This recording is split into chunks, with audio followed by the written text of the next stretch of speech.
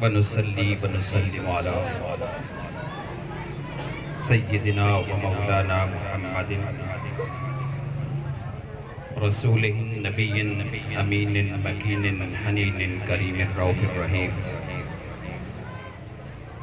أما بعد فأعوذ بالله من الشيطان الرجيم. بسم الله الرحمن الرحيم. قال الله تعالى في كتابه المجيد ورفعنا لك ذكرك. صدق الله مولانا العظيم وبلغنا رسوله النبي الكريم الأمين. اللهم صل على سيدنا ومولانا محمد وعلى آل سيدنا ومولانا محمد وإطرة سيدنا ومولانا محمد وبارك وسلم وصل عليه.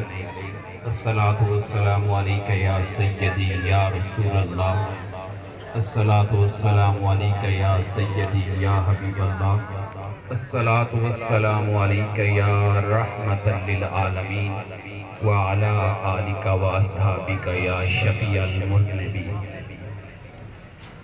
نہایت ہی قابل احترام افتخار گوجرا مفتی شہر حضرت علامہ مفتی افتخار الحسن صاحب زیدہ مجد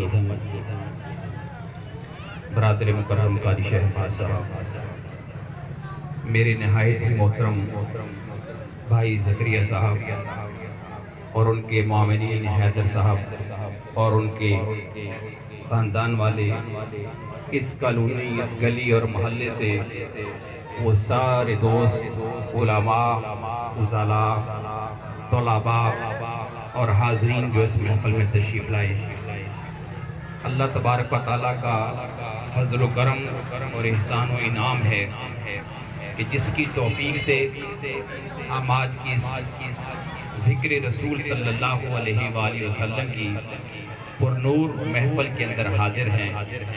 اللہ تبارک و تعالی ہماری اس محفل کو اپنی بارگاہ میں قبول فرمائے اور اپنی جناب سے لاکھوں کروڑوں اربوں خربوں گناہ کر کے اپنے سخی محبوب کے صدقے ہمارے اوپر اپنی سخاوتوں کے دریا بہا دے اور اپنی بارشیں برسا دے.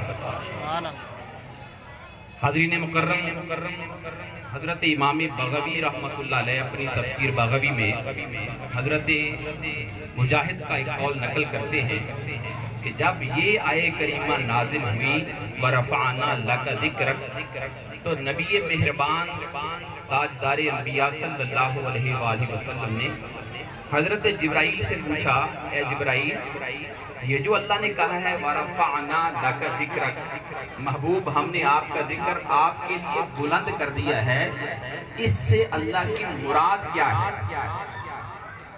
حضرت جبرائیل علیہ السلام عرض کرتے ہیں یا رسول اللہ صلی اللہ علیہ وسلم، اللہ پاک کی منشا یہ ہے، اللہ پاک یہ فرماتے ہیں کہ میرے محبوب کو مانوی پیغام یہ دے دو کہ میرے محبوب میری مراد اس سے یہ ہے اِذَا ذُكِرْتُ ذُكِرْتَ مَعِي، اے محبوب صلی اللہ علیہ وسلم میری مراد یہ ہے کہ اس دنیا میں جب جب جہاں جہاں میرا نام لیا جائے میرے ساتھ تیرا بھی نام لیا جائے. سبحان اللہ، سبحان اللہ. میری منشا یہ ہے. آپ دنیا کے مشرقی کونا جو ہے جسے جزائر مالٹا بار کہتے ہیں، وہاں سے جہاں سے دنیا کا سورج طلوع ہوتا ہے، آپ اگر وہاں چلے جائیں تو سب سے پہلے فجر کی اذان وہاں ہو رہی ہوتی ہے، اللہ کا نام لیا جا رہا ہوتا ہے، ساتھ آمنہ کے لال کا نام لیا جا رہا ہوتا ہے. جب وہاں فجر کی اذان ہو رہی ہوتی ہے اس وقت یورپ میں عشاء کی اذان ہو رہی ہوتی ہے. اب آپ اندازہ کر لیں وہاں سے لے کر مغرب تک 24 گھنٹے میں سے ایک لمحہ بھی ایسا نہیں گزرتا جب روئے زمین کے اوپر اذان نہیں ہو رہی ہوتی ہے. اذان کیا ہے؟ یہ بلاوا ہے اللہ کی طرف اور اللہ کے محبوب کی تعلیمات کی طرف. اچھا، درود پاک تو اس کے علاوہ ہے. اب درود پاک ملائکہ پڑھ رہے ہیں، فرشتے پڑھ رہے ہیں، میں اور آپ اپنی ہم نماز پڑھتے ہیں، نماز میں ہی 101 مرتبہ ہم نبی پاک کا 5 نمازوں میں ہم حضور کا نام 101 مرتبہ لیتے ہیں، 5 نمازوں میں۔ لہٰذا کوئی لمحہ ایسا نہیں ہے، کوئی دقیقہ ایسا نہیں ہے، دنیا میں کوئی مقام ایسا نہیں ہے جہاں اللہ کا ذکر بلند ہو رہا ہو اور ساتھ آمنہ کے لال کا ذکر بلند ہو رہا ہو۔ حاضرین مکرم، نبی پاک صلی اللہ علیہ وسلم کا اللہ کو ذکر بلند کرنے کی ضرورت کیوں پیش آئی؟ اس لیے پیش آئی اللہ کے وجود پر کائنات کی آخری دلیل جو ہے، دلیل وحدانیت، وہ محمد مصطفیٰ کی زبان ہے۔ اس لیے جو حضور نے کہہ دیا وہی اللہ ہے، اس کے علاوہ کوئی اللہ نہیں ہے، کوئی خدا نہیں ہے، کوئی گاڈ نہیں ہے۔ جو محمد مصطفیٰ نے کہہ دیا یہ قرآن ہے، وہی قرآن ہے، اس کے علاوہ کوئی قرآن نہیں ہے۔ لہٰذا اللہ کے وجود کی دلیل عدم محمد مصطفیٰ کی ذات ہے، اس لیے جو رب کی دلیل بنے ہوئے ہیں، رب نے قیامت تک ان کا پرچم بلند کروانا ہے۔